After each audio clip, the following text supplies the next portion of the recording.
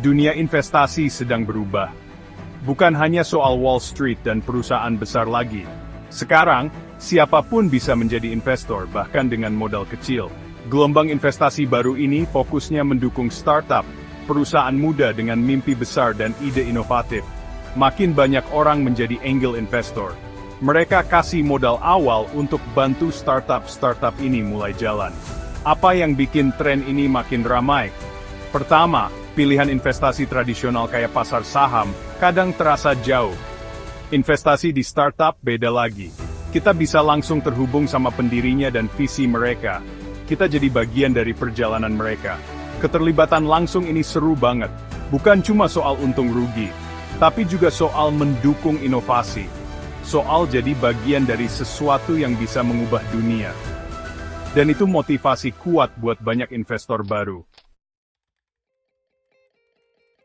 Investasi di startup punya keuntungan unik. Salah satunya, potensi keuntungan yang tinggi. Kalau kita investasi di perusahaan tahap awal, investasinya bisa tumbuh berkali-kali lipat kalau perusahaannya sukses. Potensi untung besar ini yang bikin investor tertarik untuk memaksimalkan modal mereka.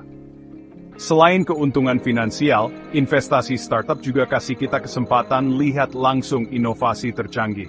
Startup seringkali jadi pelopor teknologi baru dan model bisnis yang revolusioner. Dengan investasi di perusahaan ini, kita jadi tahu tren dan perkembangan terbaru. Kita bukan cuma nonton dari pinggir lapangan, kita ikut aktif membentuk masa depan. Investasi startup juga bisa jadi alat yang bagus untuk diversifikasi portofolio investasi. Investasi tradisional kayak saham dan obligasi, seringnya dipengaruhi faktor ekonomi yang sama. Startup, di sisi lain, bergerak di berbagai industri dan pasar. Diversifikasi ini bisa bantu mengurangi risiko dan meningkatkan keuntungan keseluruhan. Dunia investasi startup menawarkan berbagai cara untuk ikut serta. Angel investor, yang seringkali adalah pengusaha sukses, menyediakan dana awal dan bimbingan untuk startup. Mereka menginvestasikan uang mereka sendiri dengan imbalan ekuitas, menjadi mitra aktif dalam pertumbuhan perusahaan. Perusahaan modal ventura, di sisi lain, mengumpulkan uang dari banyak investor untuk mendanai startup yang lebih mapan. Mereka biasanya berinvestasi dalam jumlah yang lebih besar, dan memiliki toleransi risiko yang lebih tinggi. Pemodal ventura tidak hanya menyediakan modal, tetapi juga keahlian dan koneksi, untuk membantu startup mengembangkan bisnis mereka.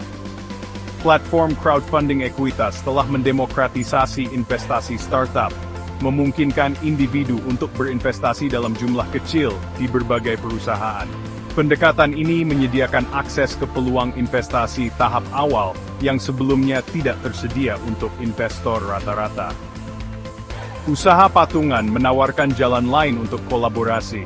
Dalam model ini, 2 atau lebih perusahaan mengumpulkan sumber daya dan keahlian untuk mengejar proyek atau peluang bisnis tertentu. Ini bisa menjadi pengaturan yang saling menguntungkan, memungkinkan perusahaan untuk memanfaatkan kekuatan masing-masing, dan berbagi risiko. Bagian 4, sisi lain, memahami risiko. Investasi startup memang menarik, tapi penting juga untuk tahu risikonya. Startup itu dasarnya berisiko, dan banyak yang gagal mencapai tujuan mereka. Risiko kegagalan ini adalah kerugian terbesar bagi investor. Risiko likuiditas juga penting. Beda sama saham yang diperdagangkan publik, investasi startup nggak gampang dijual beli. Susah untuk mencairkan investasi kalau kita butuh uang cepat. Potensi penipuan atau salah urus juga risiko yang harus diwaspadai investor. Meskipun kebanyakan startup beroperasi dengan jujur, ada juga pendiri yang menyalahgunakan dana, atau melakukan hal-hal yang gak etis. Penting untuk mendekati investasi startup dengan pemahaman yang jelas tentang risikonya. Due diligence yang teliti, pemilihan peluang investasi yang hati-hati, dan horizon investasi jangka panjang, sangat penting untuk mengurangi risiko ini. Bagian 5. Due diligence, memilih startup yang tepat. Investasi di startup butuh pertimbangan dan riset yang matang. Bukan cuma soal mendukung ide yang menjanjikan, tapi juga soal mengevaluasi kelayakan dan potensi bisnisnya. Salah satu faktor paling penting adalah kualitas tim pendiri. Carilah individu yang bersemangat, berpengalaman, dan mudah beradaptasi dengan rekam jejak yang kuat. Model bisnisnya sendiri sama pentingnya. Apakah startup ini menjawab kebutuhan pasar yang nyata dengan solusi yang unik dan bisa dikembangkan? Analisis menyeluruh tentang target pasar, lanskap persaingan, dan strategi menghasilkan pendapatan sangat penting. Validasi produk atau layanan startup juga krusial. Apakah mereka sudah punya pelanggan atau pengguna awal? Apakah ada bukti permintaan pasar untuk penawaran mereka? Proposisi nilai yang kuat dan daya tarik awal yang positif adalah indikator yang baik. Transparansi dalam penggunaan dana startup sangat penting. Bagaimana mereka berencana mengalokasikan modal investasi? Roadmap yang jelas dan terdefinisi dengan baik untuk pengembangan produk, pemasaran, dan perluasan bisnis sangat penting. Bagian 6. Mengurangi risiko, strategi untuk investasi cerdas. Meskipun investasi startup selalu berisiko, ada beberapa strategi untuk mengurangi potensi kerugian. Diversifikasi portofolio investasi sangat penting. Jangan taruh semua telur dalam satu keranjang. Sebarkan investasi ke beberapa startup. Ini mengurangi dampak kegagalan satu investasi. Due diligence hukum nggak bisa ditawar. Sebelum investasi, pastikan ada perjanjian yang mengikat secara hukum yang menguraikan syarat investasi, kepemilikan ekuitas, dan strategi keluar. Minta nasihat hukum untuk melindungi kepentingan Anda. Pemantauan investasi secara berkala juga penting.